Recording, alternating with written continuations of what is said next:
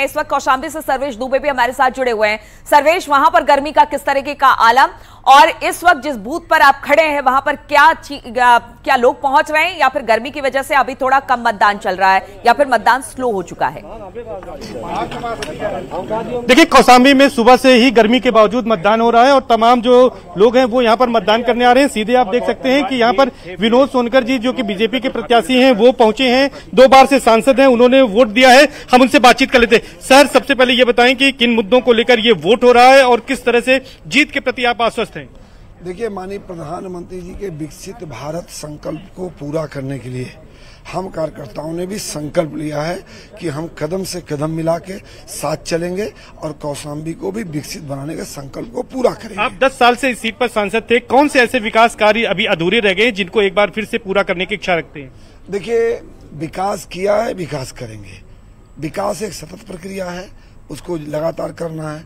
अभी तो हमने केवल नींव रखी है, अभी कौशाम्बी की भव्य इमारत बनना बाकी है। आपने पत्नी और बच्चों के साथ आम मतदाता की तरह लाइन में लगकर वोट किया है, क्या मैसेज है इसके पीछे? देखिए, हम सभी कार्यकर्ताओं का लालन पालन अंत्योदय में है, समाज की अंतिम पायदान।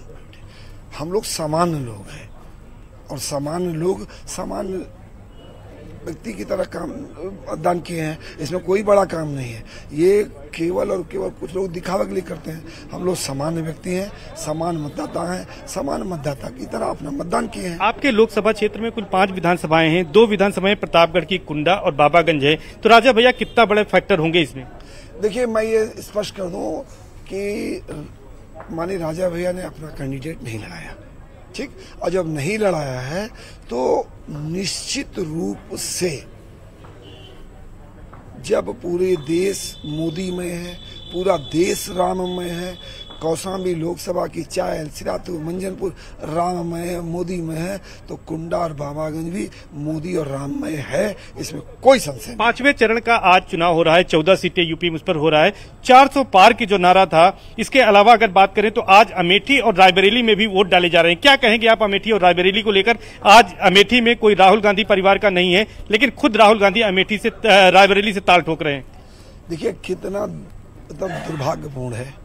137 साल पुरानी कांग्रेस के पार्टी का पूर्व राष्ट्रीय अध्यक्ष, जिसके घर में पीएम की श्रृंखला है, वो अमेठी से हारे तो नाइड वहां गए, वायनाड गए। अब वायनाड की जनता ने खदेड़ा तो रायबरेली आ गए। इस बार रायबरेली जनता फिर खदेड़ने वाली है। आपको क्या लगता है कि जीत के प्रति अपने कितना आश्वस्त है और जीत का मार्जिन इस बार कितना बड़ा होगा? जीत का हैट्रिक विनोद सोनकर जी लगाएंगे? हैट्रिक तय है, ठीक। और जहां तक जीत का आश्वस्त की बात है, 1 करोड़% जीतना तय है। और रही बात जीत अंतर, तीसरी बार मेरा जीत का अंतर 3 लाख पार। किसी भी पुरुष की जो है सफलता में महिलाओं का हाथ होता है। आपकी पत्नी भी, हम उनसे बात करेंगे। मैडम, सबसे पहले आप ये बताइए कि किस तरह से आपने चुनाव प्रचार किया और आज वोट आपने भी एक आम मतदाता की तरह दिया है। जीत के प्रति कितना आश्वस्त है? किस तरह से कैंपेन किया आपने? देखिए, मैं गई हूँ, सारी महिलाओं से मिली हूँ, घर घर जाके महिलाओं से मैंने बात की है। सबकी इच्छा जानी है, सबकी मन की बात जानी है। सब मोदी में इस बार जो विकास हुआ उसको लेकर खुश हैं। 100% हमारी जीत तय है। 100% जीत है। जरा आगे आइए। सक्षम, ये सक्षम है जो कि पहली बार वोट किए हैं, सांसद जी के बेटे हैं। किस तरह से आपने वोट किया है? आपके रोल मॉडल कौन है और कितना जीत के प्रति पिताजी के आप बिल्कुल आश्वस्त हैं? मैं 100% आश्वस्त हूँ कि पापा ही जीतेंगे और मेरे पॉलिटिकल आइडल मोदी जी हैं। मोदी जी हैं, उनके अलावा और कौन ही हो सकता है। पहली बार आपने वोट किया है? जी जी जी। तो एक जो लोकतंत्र में वोटिंग का राइट मिला है, वो एक बड़ा राइट है, तो कितना इसको लेकर आप उत्साहित हैं? आप बातचीत जारी रखेगा सर्वेश, आप बातचीत जारी रखेगा, आपके पास लौटेंगे क्योंकि जालौन का रुख करना भी बहुत जरूरी है। जालौन में क्या जनता सोचती है, वहां से हमारे सहयोगी अमितगंज जी जुड़े हुए हैं। अमित, जरा वहां की तस्वीरें दिखाएं। क्या मतदान सुचारू रूप से चल रहा है? क्या अपडेट आपके पास? देखिए नलिनी जी, मैं आपको बताना चाहूंगा, मैं अपने कैमरामैन सोनू से कहूंगा, देखिए भारत की आबादी, आधी आबादी कितनी जागरूक है। अपने आप लोग स्याही दिखा दीजिए उंगली के पहले सर, जितनी आप देखिए भारत की आधी आबादी कितनी जागरूक है। मैम, आप इस तरफ आ जाइए। देखिए, इनके हाथों में बैंड भी बांधा जा रहा है। देखिए, ये सबके हाथ में एक एक बैंड लगाया गया है, जिन्होंने वोट कास्ट किया। मैम, अपना बैंड भी दिखाइए और स्याही दिखाइए पहले। ये देखिए, स्याही और बैंड। मुझे लगता है कि नली इस ये सेंटर है, जहां तक मैं अपने कैमरामैन से पूरा घुमाइए, यहाँ मैक्सिमम महिलाएं आई हैं जो इतनी धूप मैं धूप की चिंता न किए बिना, देखे इनकी चेहरे खुशी कुछ कह रही है। आपने वोट डाला कि नहीं पहले बताइए? जी हाँ, जरूर डाल दिया। अरे हंस रही, कुछ बता दीजिए, क्या कहना चाह रही हैं? हम पूछेंगे। कुछ नहीं कहना चाह रहे हैं, वोट डाला है। महिलाओं के क्या मुख्य मुद्दे हैं यहाँ मैम? वोट डाला है, बस महिलाओं की सुरक्षा होनी चाहिए और पढ़ाई अच्छी होनी चाहिए बालिकाओं के लिए। मैं आप तक आऊंगा मैम, आपने वोट डाला कि नहीं? डाला। क्या महिलाओं के क्या मुख्य मुद्दे हैं यहाँ? नहीं मालूम, चलिए आप बताइए, आपने वोट तो डाला ना जी मैम? महिलाओं की क्या मुद्दे? महिलाओं के लिए मेन मुद्दे शिक्षा और सुरक्षा, ये दोनों महिलाओं के लिए बहुत जरूरी है। अगर आप सहमत हो तो इनके लिए ताली बजाइए पहले सब, आपकी इनके साथ। अगर महिलाओं की इन बात सहमत हो सब ताली बजाए। वोट सब कास्ट करने चाहिए कि नहीं मैम? आप अकेली आई, बाकी लोग नहीं, सब लोग आए। कब आएंगे मैम? आप पहले आ गई? आए हैं, सब लोग आए, पर गांव में जाना, कुछ गांव चले गए, आपको यहाँ छोड़ गए। हाँ, नहीं, लेकिन वोट डालिए मैम। आपने वोट डाला? डाला। दिखाइए, सियाही दिखा दीजिए सब। सियाही देखना चाहते हैं, हमारे करोड़ों दर्शक देखना चाहते हैं कि भारत की आधी आबादी, भारत की आधी आबादी वोट के लिए कितना जागरूक है। 5 साल मैम आपने वोट डाला, आप आगे आइए। ठीक है। आधी आबादी और प्रधानमंत्री नरेंद्र मोदी को भी हमने सुना और बाकी नेताओं को भी हमने सुना कि भाई महिलाओं का निकलना बहुत ज्यादा जरूरी है, उनका वोट भी बहुत ज्यादा जरूरी है। और आप तो कहते हैं कि नेताओं की किस्मत का फैसला आधा तो महिलाओं के हाथों में होता है। अमित, और इस वक्त राजनाथ सिंह वोट कास्ट करने के लिए पहुंचे हैं। राजनाथ सिंह को आप देख रहे हैं, रक्षा मंत्री राजनाथ सिंह लखनऊ से बीजेपी के प्रत्याशी, और इस वक्त अपना मतदान करने पहुंचे हैं। तस्वीरें हम आपको दिखा रहे हैं, लखनऊ से मतदान करने पहुंचे हैं रक्षा मंत्री राजनाथ सिंह, बीजेपी के कैंडिडेट, मजबूत प्रत्याशी।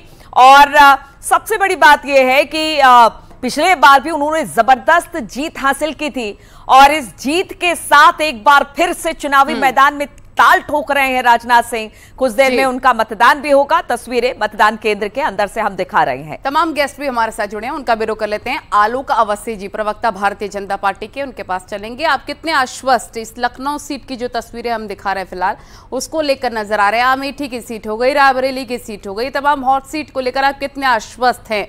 जनता कह रही है कि बेरोजगारी बहुत बड़ा मुद्दा है, वो सॉल्व होना चाहिए, इसको लेकर भी आपका कॉमेंट। जी आलोक जी। निश्चित रूप से देखिए, अभी आपने जालौन से महिलाओं का इंटरव्यू लिया, उन्होंने कहा कि हम सुरक्षित महसूस करते हैं। ये बहुत बड़ी उपलब्धि है कि इस राज्य के अंदर जो एक पिछड़ा राज्य माना जाता था और जो है गुंडागर्दी चरम पे हुआ करती थी समाजवादी पार्टी की सरकार में, आज भाजपा की सरकार के अंदर उनमें भरोसा दौड़ा है। आज चारों तरफ विकास की गंगा बह रही है। हमने शिक्षा के क्षेत्र में, स्वास्थ्य के क्षेत्र में आमूलचूल परिवर्तन किया है। हर जिले में एक मेडिकल कॉलेज की स्थापना करी है। डिफेंस कॉरिडोर को हम यूपी के अंदर लेकर के आए जिससे यहाँ पे रोजगार बढ़े।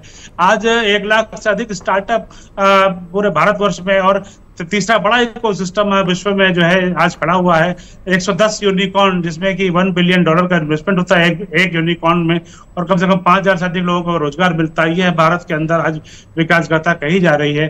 भारत का फॉरेन रिजर्व बड़ा है, भारत का रक्षा क्षेत्र बड़ा है, आज विश्व में भारत का मान बढ़ रहा है। भारत से आज तमाम बच्चे, बिल्कुल। तो आलोक अवस्थी जी, आप ये कहना चाह रहे हैं कि चाहे वो मोदी सरकार हो, योगी सरकार हो, अपनी अपनी जगह पर राज्य में या फिर केंद्र में बीजेपी अच्छा काम कर रही है और विकास के साथ ही वो लोगों के बीच में जा रही है, जनता से वोट मांग रही है।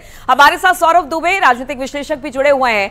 सौरभ, आप ये सब कुछ देख रहे होंगे, लोकसभा चुनाव में पिछली बार जबरदस्त जीत थी, इस बार भी पूरे दमखम के साथ बीजेपी 400 सीट नारी के साथ मैदान में उतरी हुई है, लेकिन सभी अपने अपने दावे कर रहे हैं। आप बीजेपी को कहां देखते हैं? बाकी पार्टियां, क्योंकि इस बार अगर उत्तर प्रदेश की बात की जाए, कांग्रेस और एसपी का गठबंधन हुआ है, ये सारे समीकरण क्या कहते हैं इस लोकसभा चुनाव को लेकर?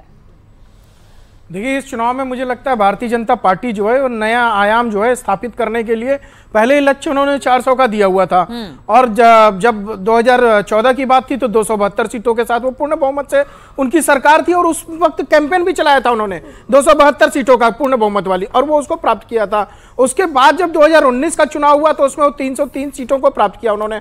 उस समय भी उन्होंने 300 पार की बात की थी और वो प्राप्त मिला। अब की बार वो 400 पार की बात कर रहे हैं, लेकिन जिस प्रकार से मुझे लगता है कि वोट परसेंटेज अभी 2-3 जो चरण था उसमें कम रहा था, लेकिन उसके बाद लगातार बढ़ता हुआ दिख रहा है हमें। तीसरे चरण में, चौथे चरण में तो बहुत अच्छा हुआ, और आज भी मुझे उम्मीद है जिस प्रकार से वोटर निकल करके भारी संख्या में वोट कर रहे हैं, वोट परसेंटेज बढ़ेगा और ये बढ़ा हुआ वोट परसेंटेज कहीं ना कहीं 2014 के चुनाव में, 2019 के चुनाव में, 2017 यूपी लेकिन सौरभ दुबे जी, अगर खास तौर पर उत्तर प्रदेश की बात की जाए तो कांग्रेस और एसपी साथ आई है और इस बार कह रहे हैं ये चुनाव अलग है। इस बार चुनाव अलग इस तरीके से है क्योंकि बहुत सारे वादे बीजेपी ने किए थे, उसको निभाया नहीं।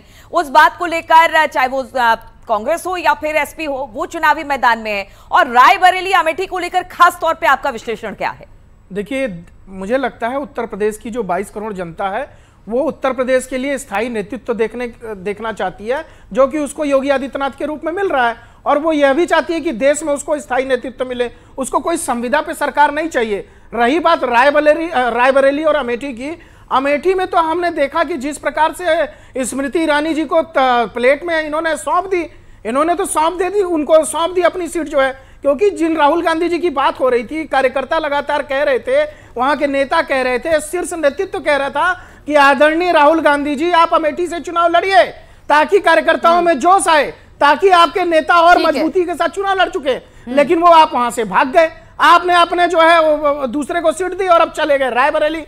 अगर कहीं गलती से रायबरेली राहुल गांधी हार गए तो कांग्रेस तो उत्तर प्रदेश के मानचित्र से गायब हो जाएगी। तो यह बात कांग्रेस पार्टी को, ये जो बातें आप कह रहे हैं जनता तय करेगी। मैं आपके पास लौटूंगी क्योंकि यहाँ पर वक्त हो गया एक छोटे से ब्रेक का, लेकिन ब्रेक के उस पार जब हम लौटेंगे तो समाजवादी पार्टी के प्रवक्ता दीपक रंजन जी से इस पर रिएक्शन लेंगे।